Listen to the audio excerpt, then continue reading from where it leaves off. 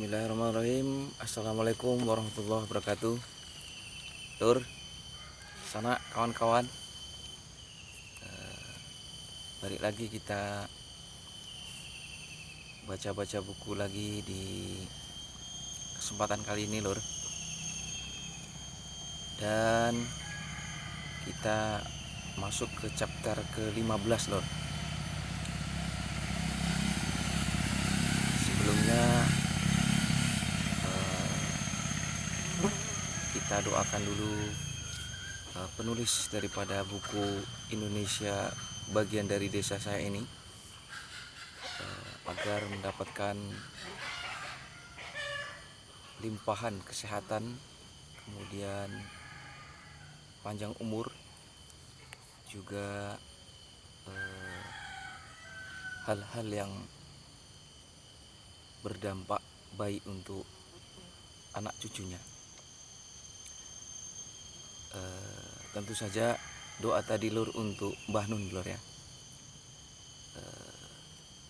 Dan kita sudah masuk ke chapter ke-15, menunjukkan sudah lama kita bersilaturahmi dengan Indonesia bagian dari desa saya ini.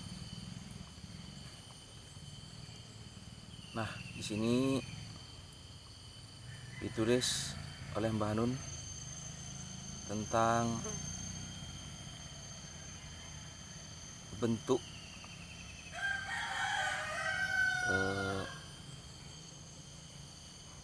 persilahan. Nah, apa itu bentuk persilahan? Adalah disilahkan. Disilakan. Saya persilakan Anda bersilaturahmi dengan setiap judul, setiap bab, setiap tema, setiap butiran dan apapun di buku ini. Saya doakan menghasilkan resonansi, peluasan, pendalaman, dan penajaman yang berlipat-lipat. Ini sebuah persilahan,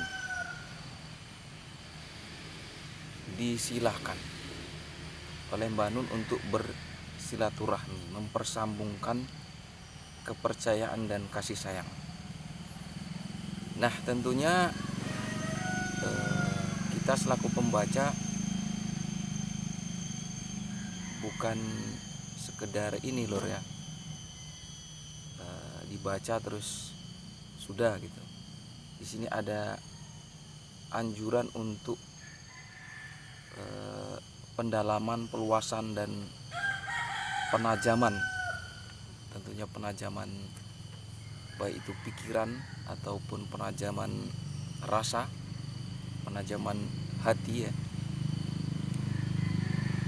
Nah, langsung saja, Lur, kita masuk ke chapter ke-15, judulnya Potensi Epigonis Masyarakat Kita, halaman 160. Coba kita ambil amanat daripada chapter ke-15 ini.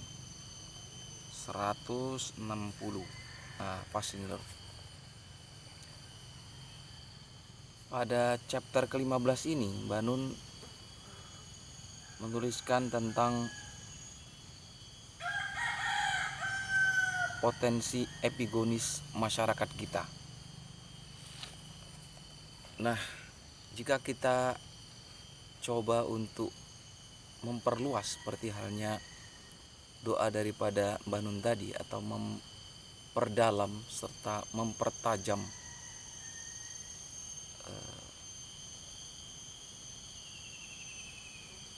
pikiran, maka potensi epigonis adalah satu judul yang akan merangkum banyak hal dalam masyarakat kita. Di sini Mbah Nun menulis tentang epigonis dalam sisi keseharian, ya, seperti halnya seseorang yang setelah nonton film Bruce Lee, kemudian anggota tubuhnya menirukan bagaimana Bruce Lee itu mampu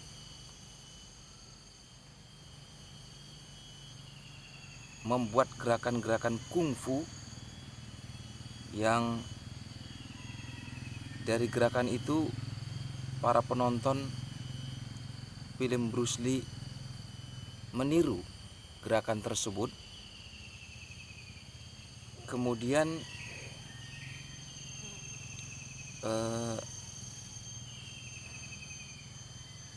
merasa tahu kungfu. Nah, ini satu contoh epigonis. Kemudian ada juga Mbak nulis tentang seseorang yang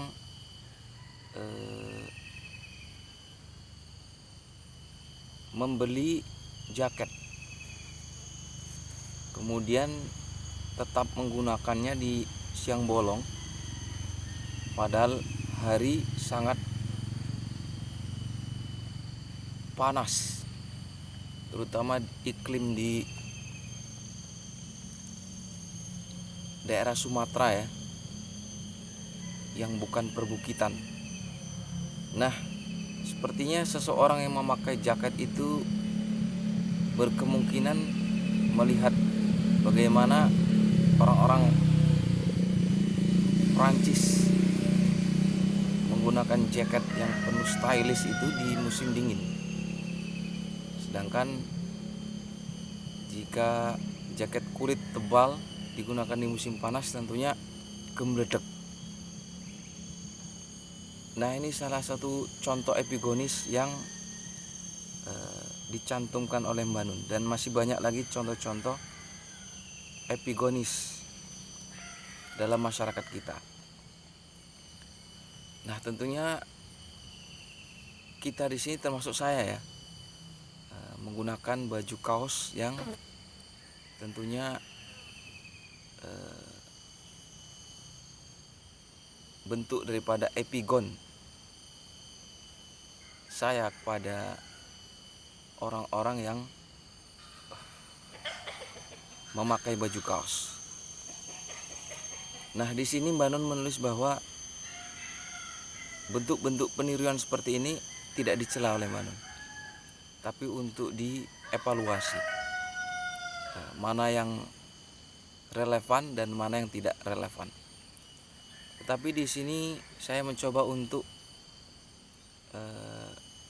merangkum potensi apa sajakah yang terjadi di masyarakat kita.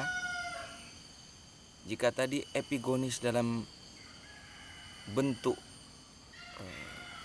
keseharian, perilaku dan busana seseorang, maka di sini ada juga epigonis yang dari sisi pemikiran yang masuk ke pemikiran masyarakat kita. Agar lebih runtun, tentunya kita coba dari tahun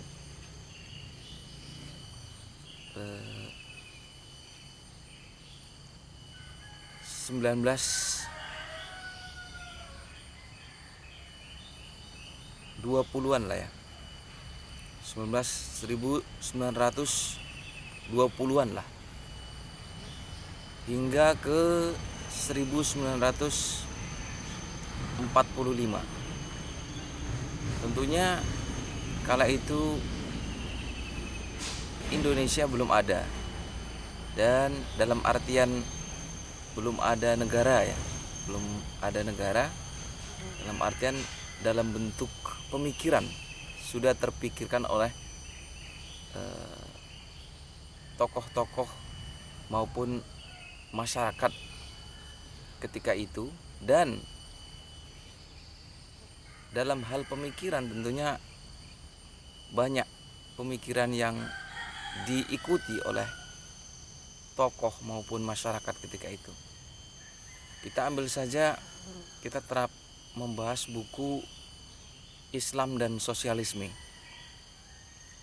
Di sana ada Haji Umar Said Cokro Aminoto menulis tentang sosialisme, kemudian menyelaraskan dengan Islam.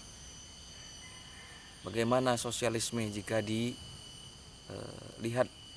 dari sudut kacamata Islam? Ternyata sosialisme jika dilihat dari sudut kacamata Islam tidak mengalami benturan yang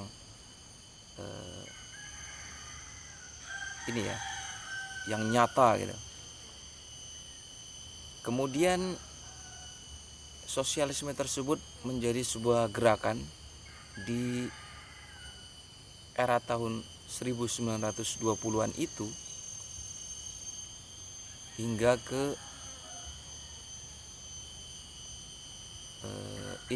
hingga ke prakemerdekaan lah. Jadi bibit-bibit sosialisme sudah ada ketika itu. Untuk fix tahun berapanya tentunya butuh bertanya kepada Profesor Anhar ya, agar lebih detail dan lebih valid.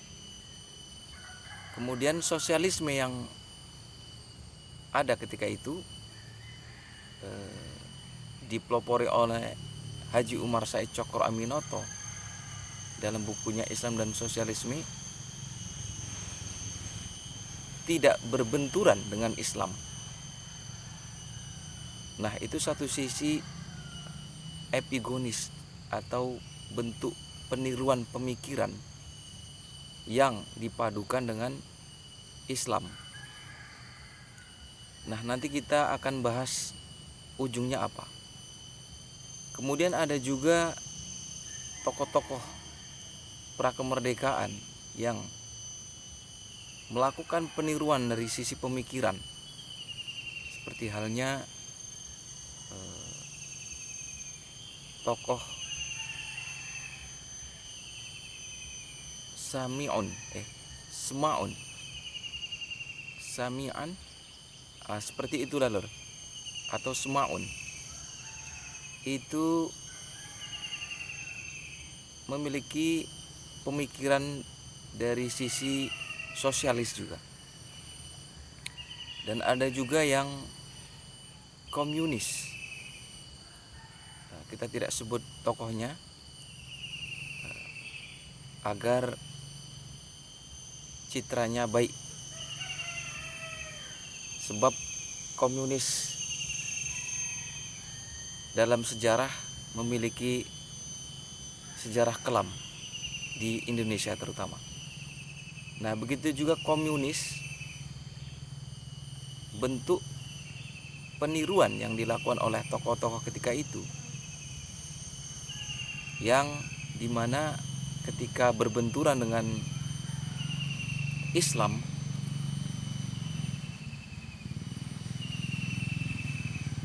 maka terjadi perbedaan yang begitu mencolok, sehingga terjadi sekat antara paham komunis dan paham Islamisme. Jika sosialisme dan Islamisme bisa berdampingan, meskipun tentunya tidak sama, namun komunis dan Islamisme itu tidak mampu berdampingan sebagaimana sosialisme dan Islamisme berdampingan. Nah, dua paham yang secara masif berkembang di Nusantara ketika itu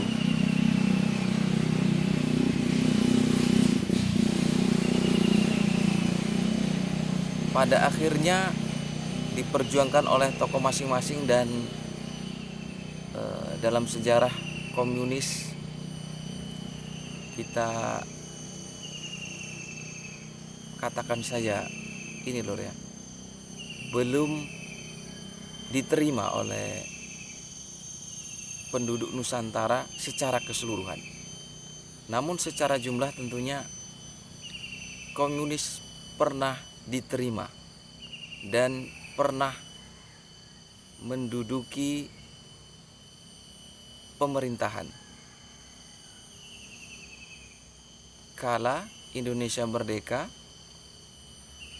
komunis telah legal, dalam artian ikut serta dalam pemilihan umum. Kemudian dari sosialisme, komunisme, RI 1 ketika itu melakukan sebuah pemikiran tentang bagaimana agar paham-paham epigon ini, yang tentunya paham itu bukan dari Indonesia lah, dari luar, belajarnya dari luar. Sosialisme tentunya dari luar belajarnya, komunisme juga dari luar, sehingga RI 1 ketika itu melakukan mix, melakukan penyelarasan dengan sebuah gebrakan tentang Nasakom, yaitu yang ada di sana adalah nasionalis, nasionalis, kemudian komunis, agama komunis. Nasakom, nasionalis, agama komunis. Nah, agama di sini tentunya Islamis lah ya, Islamisme. Jika Islamisme maka kita menyebut saja tokoh-tokohnya begitu ini ya, banyak. Kita sebut saja tokoh yang mewakili adalah Islamisme ya, Islamisme yang moderat lah ya. Kita sebut saja, ya sudahlah, kita sebut saja Haji Umar Said Cokro Aminoto, tokoh Islamis yang moderat. Untuk tokoh yang lain tentunya banyak, dan karena banyaknya kita sebut satu saja. Nah, ini adalah bentuk perluasan daripada epigon. Nah, jika tadi dalam bentuk busana, kemudian budaya, nah ini dalam bentuk pemikiran kita coba untuk memperluas epigon yang masuk ke masyarakat kita. Ada sosialisme, ada komunisme, ada Islamisme. Nah, tentunya ada lagi paham-paham yang masuk ke ranah masyarakat kita, seperti pernah kita sebutkan di awal-awal pentadaburan buku Indonesia bagian dari desa saya ini, yaitu konsumerisme. Tetapi itu lebih cenderung ke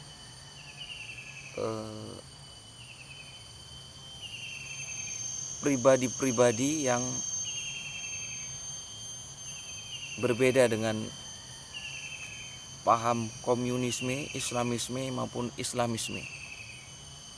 Tetapi bolehlah kiranya kita masukkan juga ke epigon. Nah,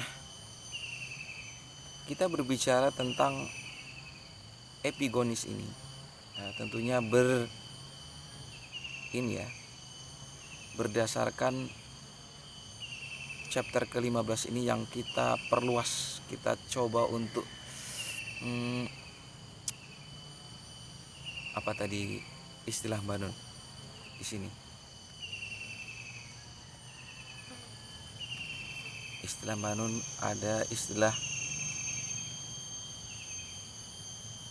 resonansi, perluasan, pendalaman, dan penajaman. Nah, ini kita coba. Dan penajaman-penajaman yang kita lakukan seperti yang baru kita ungkapkan, Lur. Nah, ini kita garis bawahi, Lur, ya, bahwa penulis yang smart itu tidak menulis buku tebal-tebal, Lur. Misalkan ini bukunya judulnya Indonesia bagian dari desa saya, 297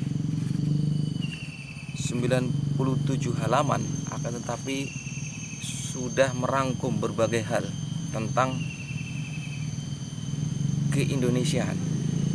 Ada penulis yang menulis buku itu berjilid-jilid karena penulis menyampaikan idenya dengan narasi yang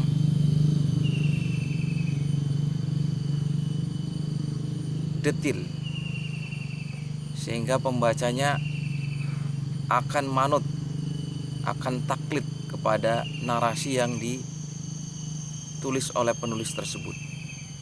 Hari ini bisa kita lihat di ini, Lur, ya, tafsir-tafsir maupun syarah hadis. Nah, itu kalau kita baca karya ulama tentang tafsir maupun syarah hadis, itu ada yang sampai 20, ada yang sampai 15, ada yang juga 8, dan lipatannya itu di atas 10 lah, Lur. Kalau di bawah 10 itu hal yang mulakhos lah itu. Nah, buku-buku yang ditulis dengan berjilid-jilid itu tentunya menawarkan taklid kepada pembacanya. Dan itu bukan sebuah hal negatif bagi pembaca, karena metode penulisannya memang goalnya adalah menyampaikan sedetail mungkin, menyampaikan gagasan sedetail mungkin. Nah, untuk buku ini, bukunya tidak berjilid, tetapi kita dituntut untuk mempertajam, memperluas, dan tentunya mampu merenungkan, Lur. Seperti halnya potensi epigonis masyarakat kita, Mbah Nun menulis potensi epigonis masyarakat kita satu judul, tetapi dapat kita kembangkan ke berbagai lini, dan itu bisa membelarah, bisa terarah, loh. Nah, tentunya agar kita tidak membelarah ataupun tidak terarah, tentunya kita tetap ini, Lur, ya, mengkaitkan dengan apa yang pernah terjadi di Indonesia. Oke, Lur, kita coba lagi masuk ke hal selanjutnya. Di sini Mbah Nun menulis tentang pergeseran, ya, Lur, ya. Pergeseran dari satu tujuan ke tujuan yang berbeda. Di sini ada sebuah filosofi dari orang Jawa. Mangan orang mangan pokoknya kumpul. Kemudian karena perubahan orientasi hidup berbalik menjadi kumpul ora kumpul pokoknya mangan. Hal ini seperti ditulis oleh Mbah Nun dalam muqaddimah pengantar ini, Lur, ya. Jika di sini disebut desa saya bagian dari Indonesia, kemudian Indonesia bagian dari desa saya. Nah, kita coba meruntun daripada Indonesia merdeka tujuannya adalah memerdekakan dari belenggu penindasan agar orang Indonesia hidup tidak terjajah dan pada ujungnya manganena. Setelah bersatu, setelah kumpul, yang tadi mangan orang mangan pokoknya kumpul, setelah berjuang dengan darah air mata hingga lupa makan, susah makan berjuang demi mempersatukan Indonesia ini. Kemudian setelah Indonesia merdeka, bersatu, berubah orientasinya. Kumpul ora kumpul pokoknya mangan. Setelah merdeka, maka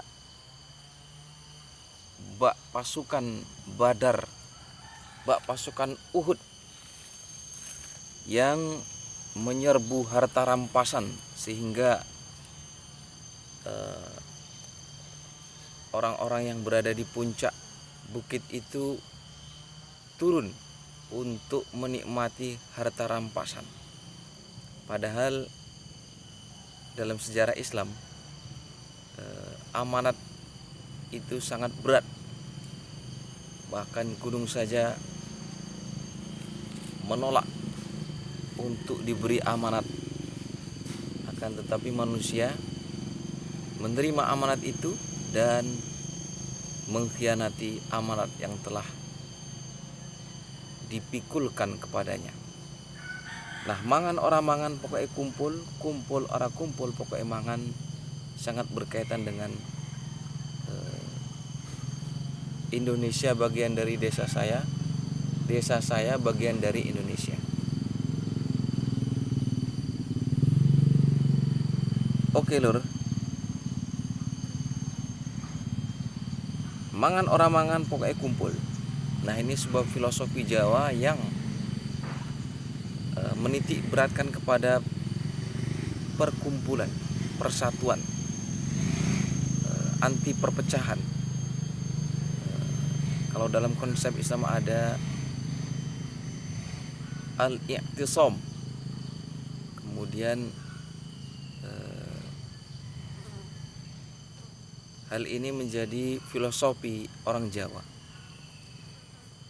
Untuk munculnya mangan ora mangan pokoknya kumpul diungkapkan oleh siapa dan siapa tokoh ataupun seseorang yang mengungkapkannya, kita tentunya akan bertanya kepada peneliti peradaban Jawa khususnya. Untuk sosoknya kita belum menemukan, terutama saya, yang mampu menggamblangkan hal itu. Nah,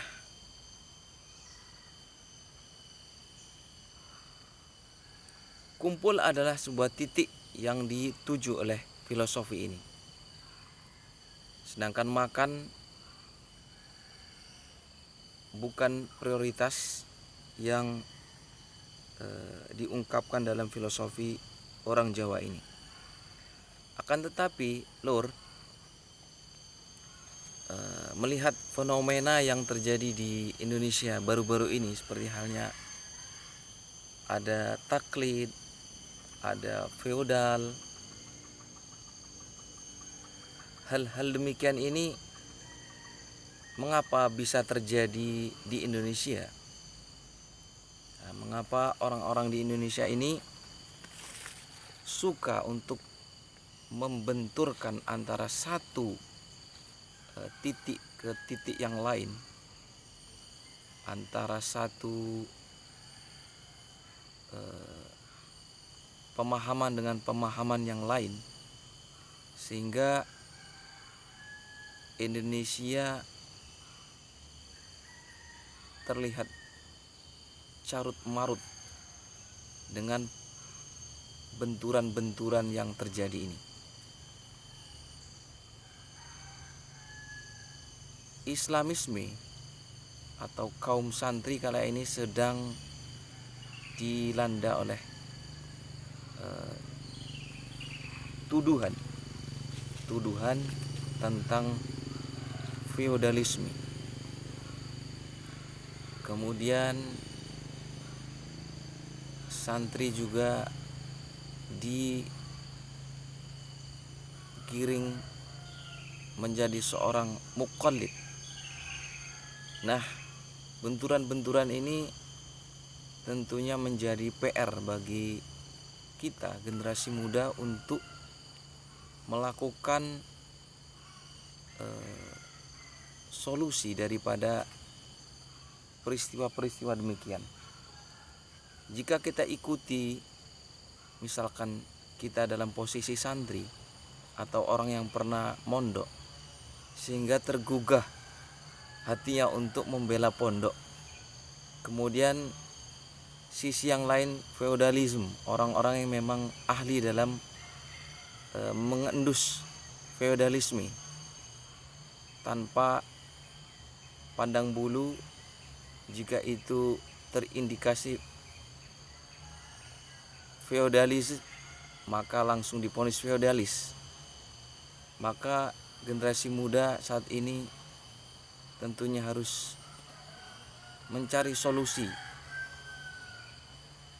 tentang feodalis dan Islamisme yang dibenturkan.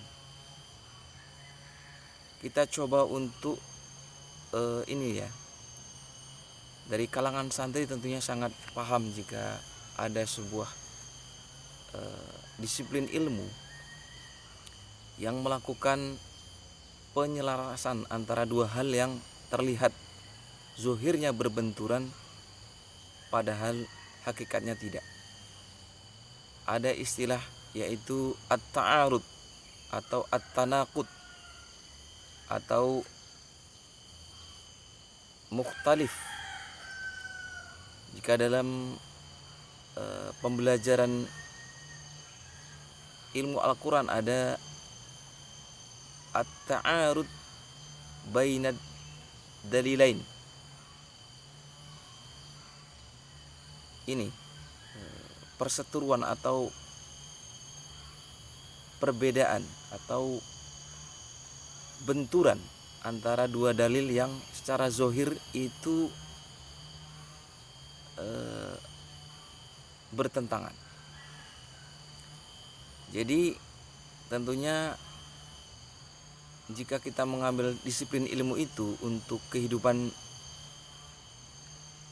kita selaku generasi muda ataupun generasi bapak-bapak, maka apa solusi daripada benturan antara Islamisme dan orang-orang yang memberi label feodalisme? Tentunya ada titik temu. Jika dalam sebuah hadis ada istilah mukhtalaful hadis atau mukhtaliful hadis yang diselesaikan dengan misalkan at-tarjih ataupun metode nasih mansuh atau at-taufiq atau at-tawakkuf. Manakah yang kita ambil daripada opsi-opsi tadi? Seperti halnya benturan antara kaum santri dan orang-orang yang memberi label feodalisme, maka tentunya kita mengambil solusi tarjih. Maka ketika kita melakukan tarjih, tentunya ada yang marjuh, nantinya terjadi benturan selanjutnya. Maka opsi yang harus kita lakukan apa? Ada taufik yaitu menyelaraskan antara kedua paham ini sehingga tidak berbenturan secara zahir.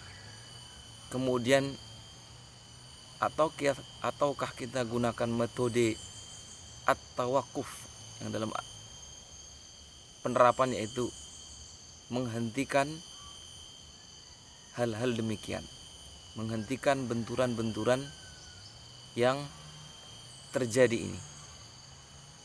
Nah, tentunya itu menjadi sebuah kekhawatiran selaku bapak-bapak. Meskipun bapak-bapak tukang deres Lur, secara pribadi saya sangat takut jika benturan-benturan kecil ini akan berdampak kepada orang-orang yang tinggal di Indonesia. Jika kita lihat misalkan tadi kan kita berbicara tentang mangan Lur ya. Kalau mangan itu dalam bahasa Jawa, kalau makan dalam bahasa Indonesia. Pemerintah melakukan sebuah program yaitu makanan bergizi gratis lagi. Kemudian ada benturan dari pihak yang tidak sejalan dengan hal itu. Maka apa yang harus kita lakukan? Nah, ini pertanyaan ABCD-nya. Apa yang harus kita lakukan? A. Menyelaraskan antara kedua belah pihak. B. Mempersilahkan kepada pemerintah untuk melaksanakan program tersebut. C. Melakukan program yang berbeda. Nah, tentunya opsi-opsinya kita jawab sesuai dengan apa yang ingin kita jawab. Namun di sini ada sebuah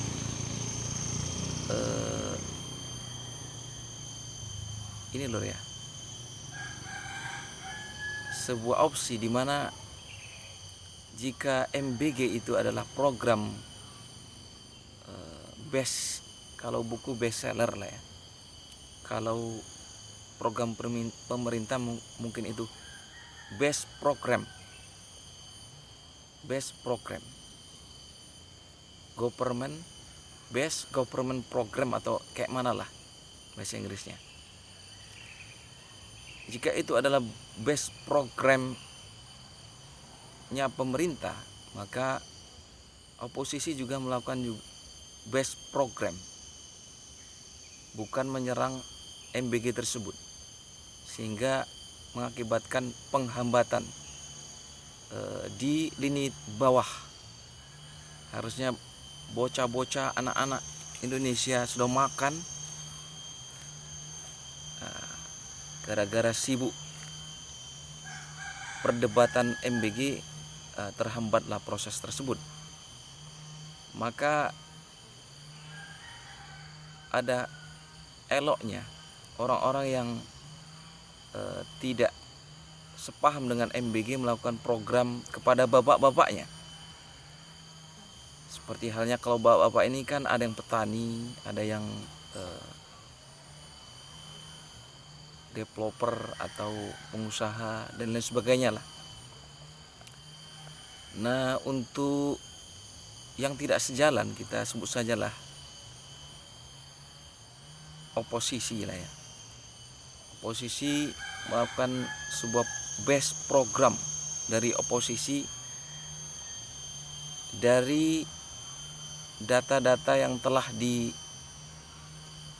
diketahui sejak memerintah di tahun 2014 sampai 2024 kemarin, 2023, tentunya ada hal-hal yang menjadi hak rakyat, hal-hal yang menjadi haknya bapak-bapak Indonesia, bapak-bapak Indonesia yang memiliki hak, misalkan dari sisi soil, tanah lah ya, pertanahan, yang itu memang hak rakyat, haknya Bapak Indonesia, haknya para petani, itu dijadikan best program untuk para opposite lah ya, oposisi ya, untuk mengimbangi best program pemerintah di kalangan anak-anaknya. Nah, nantinya tentunya di 2000 selanjutnya hal itu menjadi sebuah titik finish best program pemerintah dan best program untuk bapak-bapak, manakah yang lebih positif tentunya. Nah, hal-hal demikian sepertinya lumayan elok ini lur, dibandingkan sibuk pertikaian yang tidak menentu.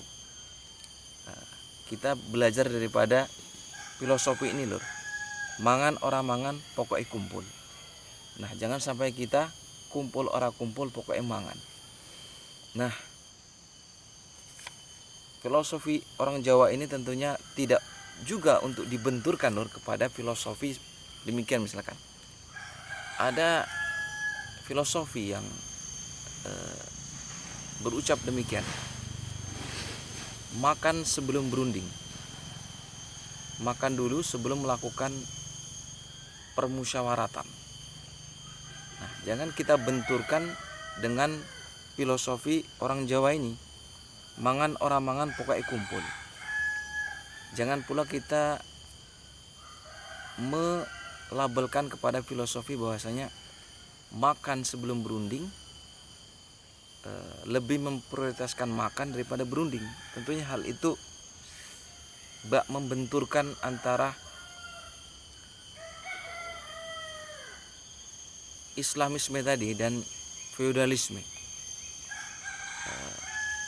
Dan hal demikian ini sangat dikhawatirkan memperburuk situasi.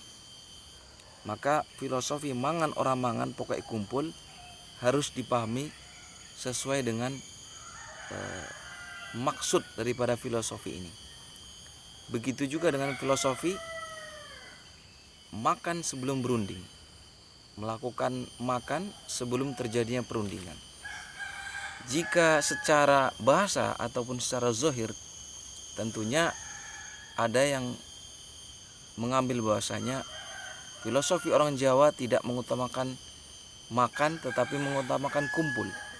Sedangkan filosofi selanjutnya mengutamakan kumpul sebelum mengutamakan makan kemudian bermusyawarah. Nah, hal ini at-ta'arud atau at-tanaqud bainad dalilain atau mukhtaliful hadis dalam ini lur ya, disiplin ilmu pembelajaran santri lah. Hal ini tentunya kita tempuh agar filosofi ini sesuai dengan relnya. Dua filosofi ini dua filosofi yang tidak bertentangan, dan apabila kita melakukan taklif ya, bukan tafrik tapi taklif. Kalau dalam Islam ada fa'allafa baina qulubikum fa asbahtum bi ni'mati ikhwanan. Lah, malah dalil-dalil ini kita ini lur ya, kita coba lur ya. Itu tadi keprocot namanya lur, kewetu. Fa'allafa baina qulubikum fa asbahtum bi ni'mati ikhwanan. Seperti itulah, kalau salah mohon di ini lur, dikoreksi. Hal yang menunjukkan taklif, mempersatukan, bukan tafrik, memfirqoh-firqohkan.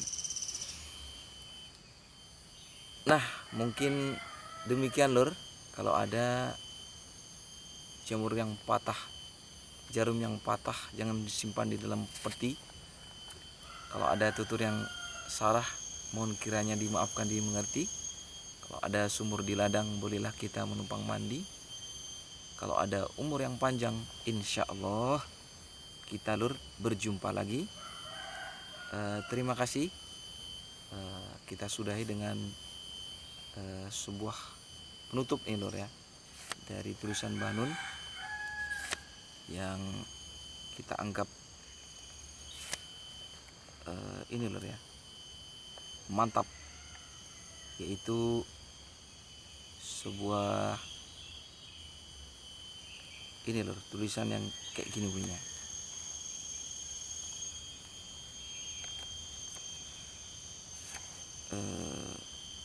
Dahulu ketika jaket kulit tebal amat populer sebagai salah satu tanda prestise, banyak pemuda di desa memakainya dengan gagah di siang bolong yang gerah. Jaket kulit tebal bukan berfungsi melindungi tubuh seseorang dari misalnya hawa dingin, melainkan untuk bendera kebanggaan.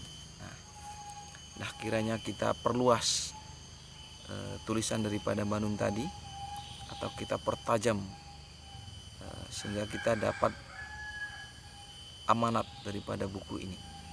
Terima kasih. Assalamualaikum warahmatullahi wabarakatuh.